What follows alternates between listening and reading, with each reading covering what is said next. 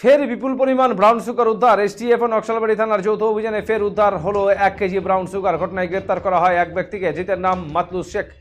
ধৃত মালদা জেলার কালিয়াচকের বাসিন্দা। জানা গিয়েছে, গোপন সূত্রে খবরের ভিত্তিতে নকশালবাড়ির সাতভাইয়া এলাকার এশিয়ান হাইওয়ে 2-এ জাতীয় সড়কে সন্দেহভাজন এক ব্যক্তিকে আটক করে এসটিএফ ও নকশালবাড়ি থানার পুলিশ। আটক ব্যক্তিকে তল্লাশি চালিয়ে 1 কেজি ব্রাউন সুগার উদ্ধার হয়।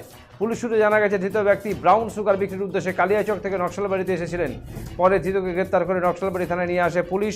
ধৃতকে শিলিগুড়ি মহকুমা আদালতে তোলা হবে। ধৃতকে রিমান্ডে এনে গোটা ঘটনা তদন্তে নামবে নকশালবাড়ি থানার পুলিশ। উদ্ধার হওয়া মাদকের মূল্য কোটি টাকা বলে জানা গিয়েছে। উল্লেখ্য, বৃহস্পতিবার ফাঁসি দেওয়া কমলা চা বাগান সংলগ্ন জাতীয় সড়কে এসটিএফ ও পুলিশের যৌথ অভিযানে 4 চাকার গাড়ি আটক করে 200 গ্রাম ব্রাউন সুগার ও 3 লক্ষ টাকা সহ 3 যুবককে গ্রেপ্তার করা হয়।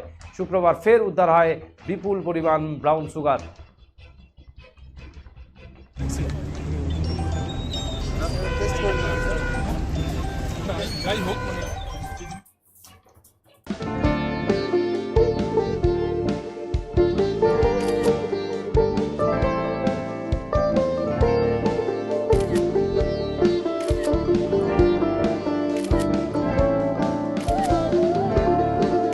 Yeah, ma'am.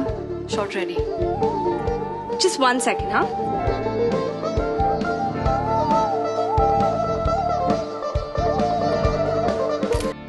Simco Gold and Diamond, RRN Road, Old Post Office Para South, Coach Bihar.